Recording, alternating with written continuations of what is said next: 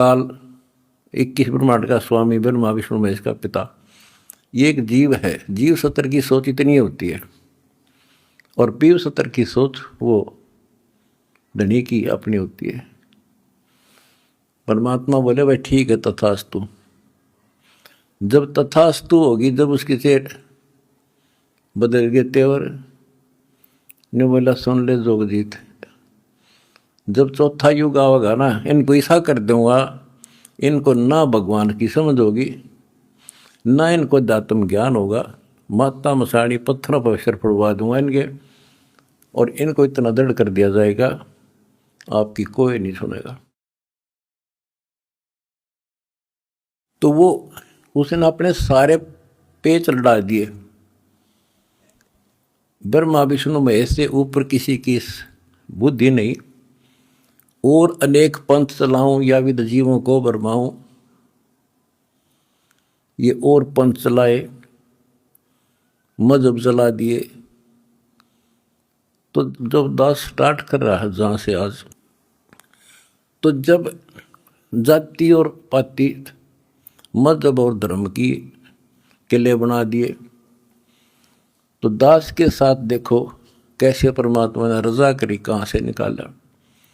दास की जाति जाट, और हरियाणा में तो जाट टॉप में मानते हैं अपने आप को, इतना 21 मानते हैं, हर तरह संपन्न थे।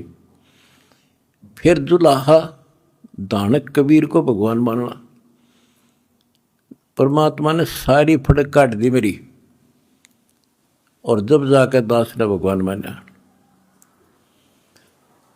जिन भगवान चाहिए ना, उसका ना जाति है ना धर्म है ना कोई सिस्टम है। नित्यानंद जी नाम के एक संत हुए, ब्राह्मण थे, गरीबदास जी के समकालीन थे। जब उनको ज्ञान समझ में आया, उस टाइम तो ब्राह्मण खुदा थे, देवता थे, सम्मानित कौम थी। और फिर तहसीलदार की पोस्ट, दूसरी बीमारी। जब ज्ञान समझ में आया, जब उसने एक कट्टे की बात कही थी, ब्राह्मण कुल में जन्म था, मैं करता बहुत मरोड़, गुरु गुमानी दास ने दिया कुबदगढ़ तोड़े। तो ये कुबदगढ़ दास का टूट गया।